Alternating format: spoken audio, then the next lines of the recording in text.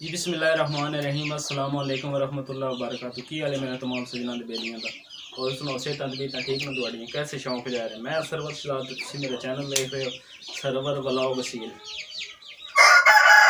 सब तो पहलो रिक्वेस्ट है छोटी जी, क्योंकि मेरे चैनल को सब्सक्राइब कर लो ते बेल आइकन को प्रेस कर लो, क्योंकि हर आने वाली वीडियो तुहानू सब तो पहले देखने वास्ते मिलती रहे। वीडियो एंड तक तुम देखना, इंशाल्लाह मज़ा आएगा।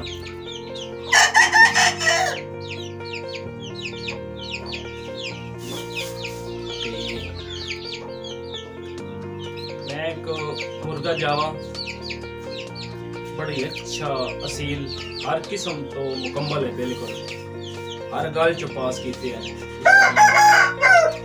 5 बारी चैंपियन रह चुका है। उस तो बाद पंछी मेला लाहौर लगता है, उस विच भी पहले नंबर ते आया ते वो साडे बड़े प्यारे भाई जिन्हों का मुर्गा है जवेद भट्ट नाम है उन्हों का। हफ्साबाद के रहने वाले ने उन्होंने को जरा नहीं असी आंदा है मेरे उस्ताद नो, बड़े अच्छे इंसान नो कमर साहब। तो उन्होंने आंदा है बच्चों वास्ते, उन्होंने ब्रीड कराई है 2 मादियाँ को बच्चे कराए न। हूँ उस्तादा को मैं आंदा है वो इंशाल्लाह मेरी मादी हूँ बह गई, एक मादी बह गई, उस्तादा मैंने गिफ्ट दिता है वो मादी बह गई है, वो भी शजरी मुर्गी है तो मुर्गा भी शजरा तो माशाल्लाह बड़ा अच्छा है। एंड तक तुम वीडियो देखनी है, इंशाल्लाह मज़ा आएगा। तो दूसरी मादी एक है मेरी बैगम, एक चीनी मादी मेरी वो भी उस नाल यानी कि खुली आन। एक ही मैंने पता ही अंडे पे देंदी है, तो एक ही पता अंडे पे देंदी, उस भी 4 तो 5 अंडे दे लें। ये मैं क्या दोस्तों नाल शौक करा दे भी उस मुर्गे का भी। तो उस तो बाद जरा नहीं ये वापस जा रहा है, तो मैं क्या आखिरी बारी जरा नहीं वीडियो बना लगा, वीडियो बना मैं दोस्तों नाल शेयर कर देव। तो दुआवां नाल याद रखे। हूँ असी जो नहीं दुआना मुर्गे का थोड़ा जिहा शौक कराइए, उस तो बाद तुहाडे कोल इजाजत चाहसा तो वीडियो एंड तक तुसां देखनी जी।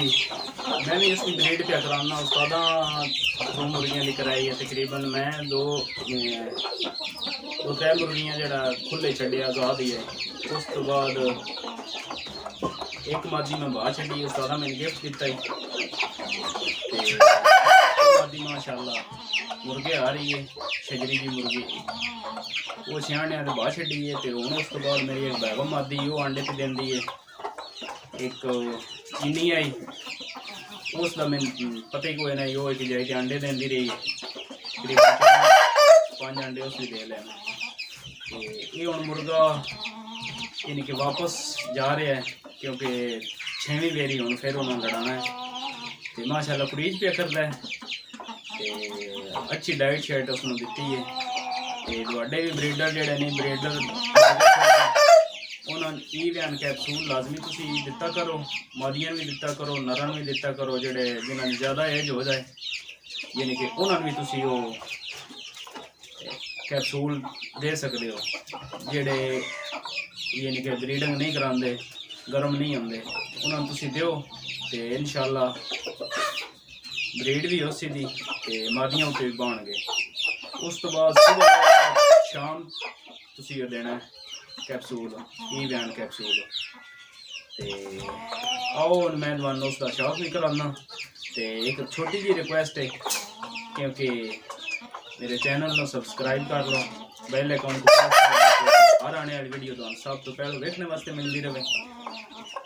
तो वीडियो एंड तक देखनी है, लाइक लाजमी करना है, ठीक है। और फिर मुर्गा बताने आ जी माशाल्लाह मुर्गे वेख सकते हो तुसी, बड़ी नायाब चीज़ है, नायाब चीज़ आ तुहाडे सामने फुल वाइट है, इसकी नोक वाइट है। तो उस तो बाद लत्तां दा शौक कर लो, लत्तां भी वाइट नो, चंडियां दे पैरां च नो, ते इसका इलाज किया है तो इंशाल्लाह अगे नालों बेहतर हो गया। इलाज भी मैं करता रहा, चंडी पलते नाल।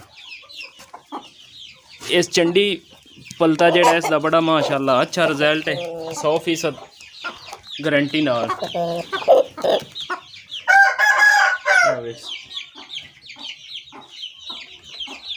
शौक करो जी, बड़ी प्यारी चीज़ है जी। शजरा मुर्गा है जी, 5 बार चैंपियन रह चुका है। उस तो बाद पंछी मेला पास आया, पहले नंबर ते आया, मेडल हासिल किया। ये असील है जी, जिमें आखी दा असील है। हुण क्रीज पे करता है, वेख लो छोटी जी दुम कड्डी है, पल्ले सर कर गया ते उंज बिल्कुल फिट हो गया माशाल्लाह। तुसां लाजमी आखना दोस्तों।